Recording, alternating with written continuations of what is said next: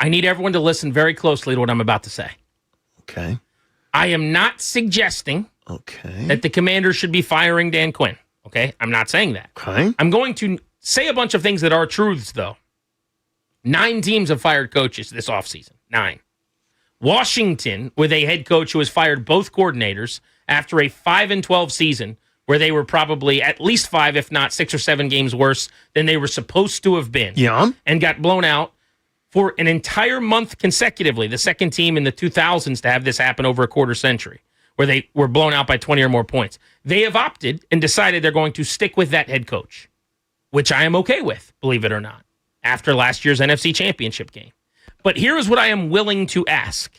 In a cycle where multiple Hall of Fame coaches who were culture-building leaders of men, the thing that you want, not the thing that I'm coveting, not the thing that I would ever hire. This is not how I would hire. I would hire an offensive play caller who's a savant, cerebral, intuitive, coaching mind to work with my quarterback year after year after year. That's not what they wanted. They wanted a culture-building and establishing leader of men. They went this defensive route. Tomlin is a better version of this. Harbaugh has been proven to be a better version of this than Dan Quinn, who is 60 and 59. Wouldn't it be silly if behind the scenes, Josh Harris isn't at least talking to Peters and saying, let's at least see if Tomlin's interested in coaching again this year? I don't know if Harbaugh reaches that threshold. I know you said, like, sight unseen, you'd fire Quinn and hire Harbaugh. I would. But same thing I said to Packers fans. You can't fire Matt LaFleur to go get Harbaugh if you don't know Harbaugh's walking through that door. Because as soon as you fire Matt LaFleur to get Harbaugh and then he chooses somewhere else, and then he's going to Atlanta or whatever, now you're screwed and you're probably not getting as good a coach as Matt LaFleur. But while you can't really do this, this is how it always works, you can absolutely put out feelers, talk to agents, get information.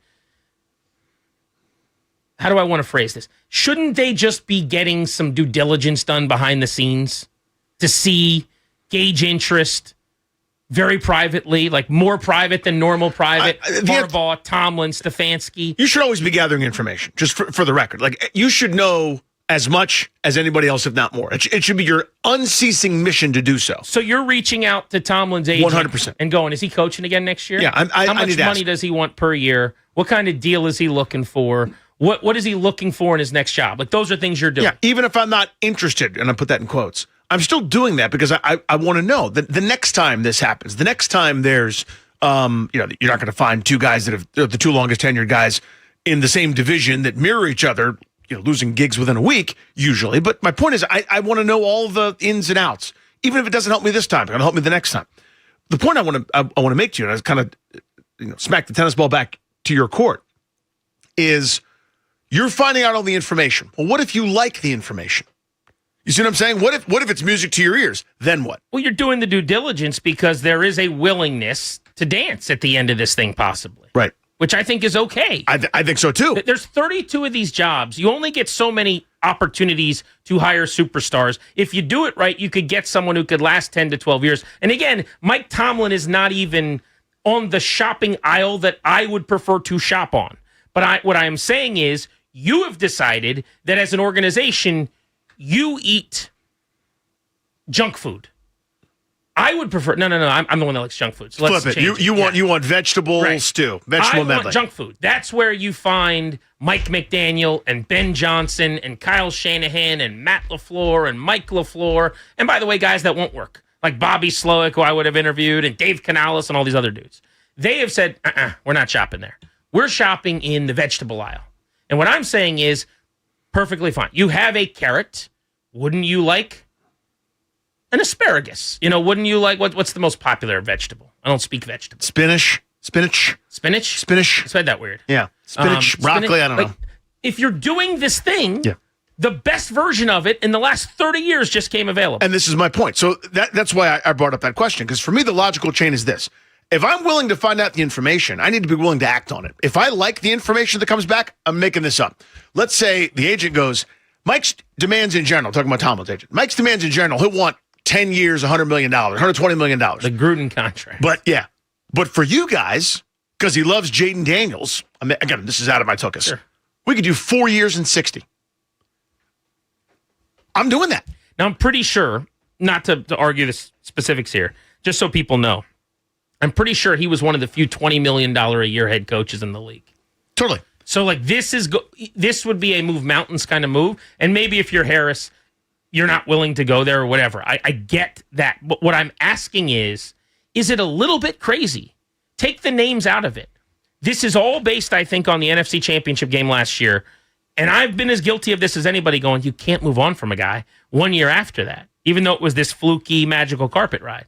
But when your two coordinators are gone, or really a third, when you add in the offensive line coach, we know the import of that. Yeah. When those three guys are gone, it's not because everything's okay. Right. They didn't move on because they got promoted and they got higher jobs elsewhere. It's this is rotten, you got to go. My point is, if I'm going to find out, if I'm calling Harbaugh's agent, I'm calling Tomlin's agent, the next step is, I'm not just scanning Zillow to see if I want to move or, you know what I mean, to check out the price of houses. If I want to move, I'm going to buy the house. I also think the top two, because of how long they were in this thing, over 20 years, but two of the best coaches in the NFL over decades have come available here.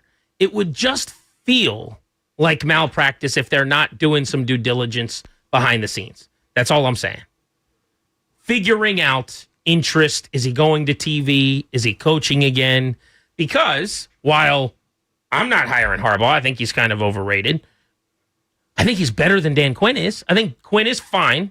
This is not a Dan Quinn hate segment. Dan Quinn is a okay head coach. 1659 in his career. You've seen the good, you've seen the bad, he's everything in between. between. Super Bowl. Yeah. I think in the right situation, you can win with Dan Quinn. We've seen why he's so popular with players. He's immensely likable. I genuinely believe he is one of the most genuinely decent people that I've been around in sports in terms of like just seeing guys operate at the podium. And I haven't gotten to know him that well. I've had one or two personal interactions with him over a couple of years, like off to the side of the podium. But I really genuinely like the person. I think it's the real deal. I don't think it's acting, whatever. All of that said, he's a fine NFL head coach. He's a C. Guys are coming available that presumably are better than that. Isn't it in your best interest to kick those tires? And so my view is I take a slightly different tack to get to a similar conclusion. Mine is certain guys to me are above reproach. They're allowed to have a bad season. Okay? So if Kyle Shanahan in 2 years, if San Francisco goes 7-10 and it all kind of doesn't look real good, I go, yeah, I got pretty good deposits in the bank. They go to the NFC title game every time they have a healthy quarterback and like one skill guy. It's pretty incredible. Pretty good deposits. There have been some bad seasons in there. Now, if I'm around the building and it's rotten where everybody's tuning him out and you get like 4 more Brandon Ayuks and everyone decides they hate Kyle's guts, we can have a different conversation, right? Maybe what happened in Baltimore to a degree with Harbaugh where the message isn't getting through. But him, to me, he's allowed to have a less than stellar season. The 11, 12, 13, 14 win deposits in the bank entitled him to some leeway, in my view. That's why I was so surprised it actually resulted in him leaving. Why is Dan Quinn in that group? That's kind of the point I'm making here. There are a whole bunch of guys that should not be above questions and above reproach. They went to the NFC title game. Yes, they did. That's absolutely true. They also had something equally as unprecedented in the negative direction the following year with multiple coordinators now fired.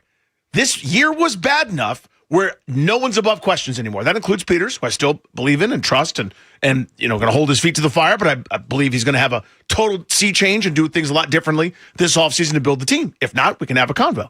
But my point is, a 500 coach for his lifetime in multiple stops. Who's 500 here? He was 500 here. Does not get a bump into the... You're not, because I'm not questioning Andy Reid. Andy Reid had a bad year. Well, Andy Reid's above reproach. I already get these tweets, and I'm sure people feel this way, right? At Grant H. Paulson on Twitter and Instagram.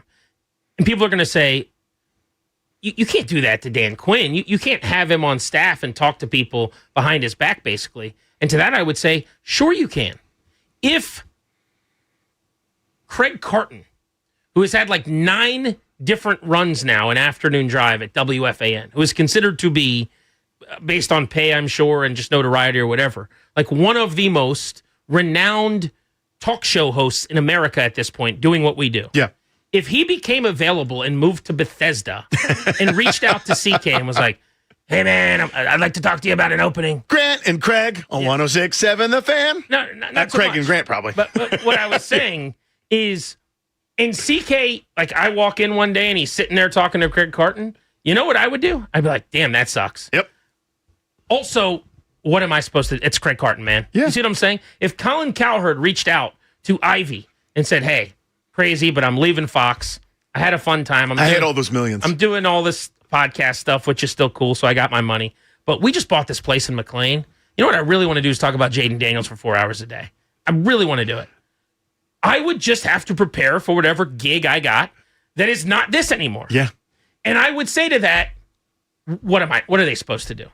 Dan Quinn is me. Mike Tomlin is those other guys. So respectfully to Dan Quinn, it's not like they're doing this to move these mountains to talk to Steve Wilkes. You know what I'm saying? Yeah. It's not like some one and done fired Ham and Egger who is not a head coach. No. This is Mike Tomlin, John Harbaugh, and I would put Stefanski in that category because he's offensive, and that's my thing. Awesome. But it's a 2-time coach of the year. Yeah, a couple 11-win seasons in Cleveland. But I want to hear what people think about this. 800-636-1067.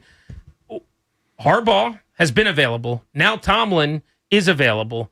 Should there, behind the scenes, be just some fact-finding going out to gauge interest at all? Or are you just moving forward a million miles an hour with Dan Quinn, 60 and 59 all time?